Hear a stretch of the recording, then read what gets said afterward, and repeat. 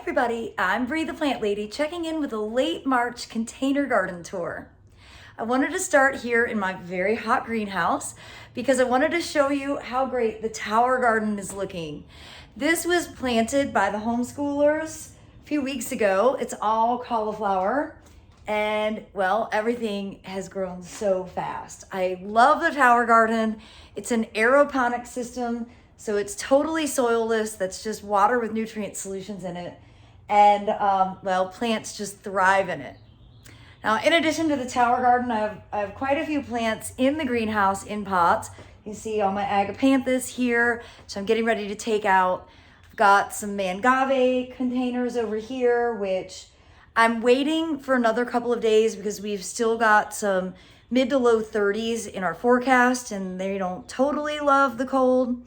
And then behind me, well, I have a whole bunch of succulents that, again, I'm just waiting, realistically probably for 2 more weeks, and then I will slowly pull these out into shady areas and get them acclimated. I'm really excited to share that the summer vegetables that I seeded last week have started to germinate. So I'm going to give you an up-close view of that. And then we're going to get out of this hot greenhouse and walk around outside where I have tons of containers that are doing super well. We are in the thick of pollen season. It is horrible. I can't stop coughing and sneezing and my nose is all stuffy. And we're super hot and we're really, really dry. That kind of sums up 2026. Like hell has entered America, basically, is my take on 2026. But let me go ahead and turn the camera around and give you an up-close view of how all of my containers are looking as March comes to a close. So we'll start over here at the door. The citrus is looking great. Quite a bit of it is flowering. We actually even got flowers coming on the variegated one, which has not happened. My jasmine is coming back. I'm not sure if it's from the neem oil I sprayed or if it was cold related, but she probably could get this out. Probably could get the citrus out as well. And then seedling wise, don't really have any peppers germinating yet, which is expected, but you can see basil is starting to grow and the tomatoes have definitely started to germinate, which is really exciting. So here's a whole tray of cream sausage, another cream sausage, super sauce tomato, rows of different varieties. So these are all going to be available at the Spring Open Garden, which is Saturday, May 9th from noon to 4 p.m. And then underneath, lots of succulents. I'm getting ready to do my window boxes, and that's a window box stashed under there. So I will be pulling these out and getting them repotted. Last year I didn't repot a lot of them. They definitely need it. And you can see all of these succulents, many of which have been in pots, these pots, for almost a decade. But I think I'm gonna rip the Band-Aid off and kind of do some new combinations, give them some fresh soil, you know, kind of reinvent them just because, well, because I feel like it. Well, out here on the greenhouse patio, got lots of containers. Everything's doing really well. The wall looks great.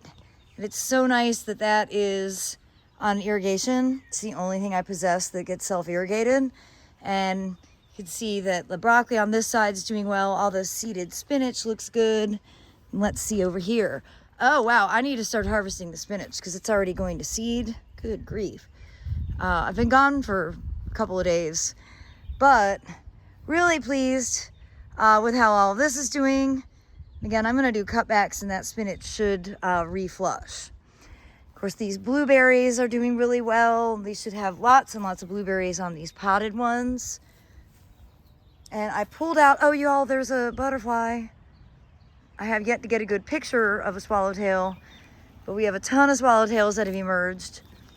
I pulled out all the lettuce, and this is one that I actually just sowed last Thursday at my Art in Bloom container gardening workshop. So I, had one that was empty And then I had one that was seeded several weeks earlier, so I could show the magic. So I'm going to be harvesting a lot of this lettuce, and it again will reflush. The critical component is just keeping everything watered because it's really hot. We're having a record-breaking day today of going into the upper 80s. And, well, containers dry out fast, and cool season vegetables don't like temperatures this hot. So an update on the poppies and pots experiment. They're doing really well. You see, this one didn't have as good a germination compared to this pot, but they're looking great. I'm very hopeful that these are going to be in bloom, hopefully for the garden, for the open garden. But I do have a lot of private garden tours, and of course I'm hosting a celebration of life for David Sabio. So even if they aren't blooming in early May, they should be blooming by the end of May. I really wanted to show you these pots over here because, first of all, I love this erisemum, and I bought this right around Thanksgiving at Durham Garden Center, and it has just done so beautifully all winter. I'm gonna definitely grow more of this in the future. The great thing is the deer have left it alone. I don't know if that's always the way it is, but it has been so far. And then I'm in love with these tulips, and I don't remember what variety they are, but they are really extraordinary. And, you know, I can link the video where I did all of these pots. It was right around Thanksgiving. So I'm so pleased with how these containers have come out. Of course, these pots of different varieties of lettuce look great. And then over here, you can see, again, those awesome tulips. This is just such a beautiful variety. And I usually just buy my tulips from like Aldi, so they're not like mail order or special or anything. You can see in here I've got arugula growing with it, and then snapdragons that are, you know, starting to put out their flower buds. And then yesterday I went ahead and cleaned up some of the mangaves. This is Lavender Lady that got pretty cold damage this year. And I redid some of the succulents, and I just love how those echeveria look at the base of that Lavender Lady. And then this is, of course, Bad Hair Day, which has been in this pot for quite a long time. I could probably give it a larger container. So I'm going to be having some fun getting succulents replanted and cleaned up this year. Of course, I do have a succulents class scheduled for the middle of April. So these are what we did in last year's succulent class, and you can see they look fantastic. They're super low maintenance. Been really easy to overwinter. You know, I've had these just stashed in the greenhouse, but they also would be great just as houseplants that you don't water during the times where you have frost. So I'm really looking forward to hosting this class again. And I'm going to put the registration link in the description in hopes that maybe some of you will plan to join us. They are primarily tender varieties that I encourage you to grow, and that's what I supply. But they do great all summer, and you know, you can mix and match and kind of just make a really cool creative combination that I think are super cool. I don't know. I just love succulents. So the rosemaries that I had planted in my garden really got beat up from this winter, so I actually ripped them out. But as part of the workshop that I did last week at Art in Bloom at the North Carolina Art Museum, I did the example of how to make a simple herb container for your patio. And I got 2 rosemaries, an upright one called ARP, and then the pendulous form, that long term I will ultimately plant back out into the garden. But for now, they're really great just to have here on the picnic table. They're easy to access and they smell amazing. I also got a sage and a lemon thyme. That's not the most practical thyme for my culinary use, but it was a healthy looking plant and it looks really pretty. And in the long run, all of these can be planted in the ground. Really, the sage is sort of the least long-lived in this climate, but the thyme and the rosemary, given appropriate drainage, should be fully hardy. So you can see that the fruit snack columnar apples are starting to leaf out. But I was up in Pennsylvania over the weekend, and a friend of mine has these, was also sent these as a trial, has them planted in the ground. Well, he does not have deer, so that's a big thing. But his plants were so much bigger than mine, and I thought, oh, I probably should put them in the ground because the deer are still eating them even in the pot. So this might be the year that I go ahead and transplant them. The stuff that I seeded in the base is finally growing. We've got carrots here and spinach.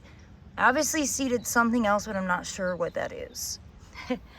And then I did this little white pot here with more arisamum and snapdragon and dill. And then this is a carex in contrast to acarus. So you can see two chartreuse-leafed grass-like plants, but they are distinctly different. I did this again for the Art in Bloom session. I did this matching one with different plants, but the planters match, to show different color schemes. This is more burgundy and pink and blue with that awesome Lithodora. And I love this euphorbia. You know, I went ahead and got heuchera, even though they are really not reliably perennial and the deer love them. But I'm really happy to have these kind of new white planters. Remember that white pots help reflect the sun off the roots, and you get a stronger root system because the soil stays cooler. So this is something that often gets discussed at my very scientific IPPS meetings. For root zone cooling, light colored containers are better than black or dark colored containers. Over here, I don't usually show you my little work zone, but the Vitex, which has been in that grow bag for maybe 7 years, is leafing out. It is also rooted into the ground, which is not great, but it is what it is. And my spinach here is growing really well. So again, I need to harvest a whole bunch, need to wash everything really well because everything is covered in pollen. And then my powder blue blueberries that are in this pot are doing great. I'd really like to get these planted in the ground, but you know, I've lost all of my blueberries that were in the ground because of a pH issue. And so I'm not feeling very confident about planting them permanently, but they could definitely use a larger container. So probably gonna look into doing that. And then just to show you my comfort stash over here. Not that I have room for all of these trees and shrubs, but I always have a few on hand. Some camellias that I need to find a place for. And then my potatoes are growing. And what I need to do now is cover the foliage up with more compost, and more tubers will grow along the stem. So that's really the easiest way to grow potatoes, is just do them in pots, and then as they develop foliage, keep covering it up. The deeper the pot, the more potatoes you'll have to harvest. Well, as I walk to the front patio, I just want to show you some of the pollen. And a really nice pot of lettuce here that I definitely do need to go ahead and harvest. I think I'm going to eat this tonight.